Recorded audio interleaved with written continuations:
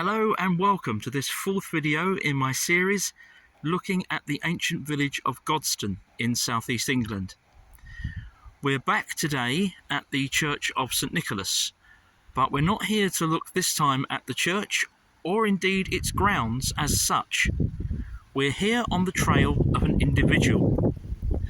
This story has history, and I think it's fair to say a ghostly connection as well. And I'm going to start by showing you this man's grave, which is certainly unusual to say the least. Directly outside the door of the church is this grave just here. And I'm sure what would have struck you straight away is that it has a skull and crossbones on it. And yes, this really is the grave of a pirate. And this is his story. John Edward Trenchman was born in London around the year 1620. At the age of 12, he ran away to sea and fell in with that most infamous and notorious Welsh pirate of the Caribbean, Captain Henry Morgan. Trenchman appears to have remained a pirate for many years before returning to England in his mid-50s to take up smuggling. Trenchman ran a successful smuggling operation, transporting contraband from the south coast of England up to the town of Croydon, which is now a South London suburb. In 1687, one of Trenchman's accomplices was arrested and put on trial. He turned King's evidence and revealed the smuggling route and the date of the next shipment. Armed with this information, customs men and a detachment of soldiers set an ambush for the smugglers on Tilburstow Hill.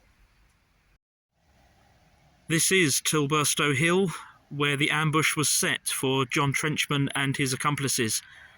It's a beauty spot about a mile from the centre of Godstone village, and today, apart from the addition of a few picnic tables and a small car park, very little would have changed here since the 17th century.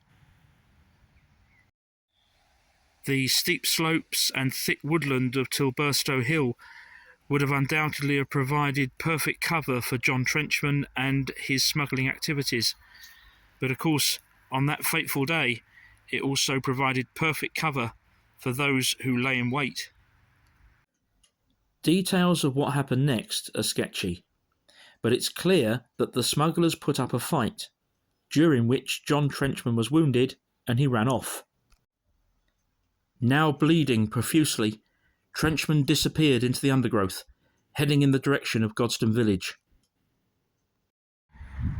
It's notable, I think, that upon entering Godstone village from the direction of Tilburstow Hill just over there, that John Trenchman staggered his way past at least two public houses, the Bell and the White Hart, both of which we looked at briefly in my first Godstone video. He carried on until he got to the other side of the village green and stumbled through the doors of this pub, the Hare and Hounds.